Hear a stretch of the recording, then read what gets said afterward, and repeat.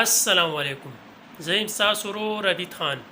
ګرانو کتونکو، نن مې درله د پاریو وایرل سیټنګ راوړی دی، نو ویډیو مکمل وګورئ او د مخکو ملګرو سره دا ویډیو هم شریکه کړئ، ځکه چې نن سبا ټکټاک ډېر خلک یوز کوي او ویډیوګانې پاریو ته نه ځي.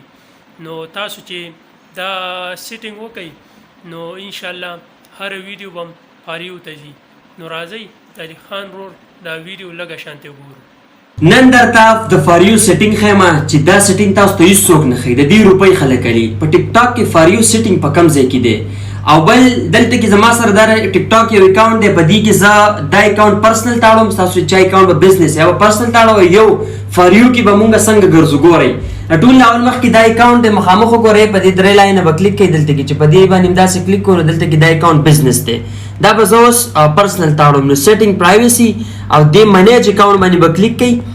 چې په دې باندې کلیک کو نو دا سویچ ټو پرسنل اکاونټ به ووهئ. نو ستاسو اکاونټ به سویچ انیویر دا سویچ شو څه ته پرسنل اکاونټ دی. اوس زمونږ اکاونټ چې کوم دی دا شو پرسنل، خو اوس به زه دا اکاونټ فاریو ته څنګه خېږم چې د دې ویډیوګانو باندې ویو سټارټ شي. نو ګورئ ماته بیا به په دې درې لاین باندې کلیک کوم او په دې سیټینګ پرایوسي په دې به کلیک کړئ. چې څنګه به دې کلیک کو لاندې به راشي دا دی کانټینټ پریفرنسز. کانټینټ پریفرنسز د دې مطلب دا دی چې ستا کومې ویډیوګانې ته کانټینټ وایي، په دې باندې به کلیک کړئ او دلته کې فلټر ویډیو کیورډز به ورکړئ. دا بره ہے په دې دلته کې ولیکئ ایډ کیورډز او دلته کې د 70 پورې تاسو کیورډز ورکولی شئ، لکه پلیز ټیک ټاک مثال دلته کې ولیکئ پلیز او ټیک ټاک وایرل دس اکاونټ. ٹھیک شو، پلیز ټیک ټاک وایرل، صحیح ده، وایرل دس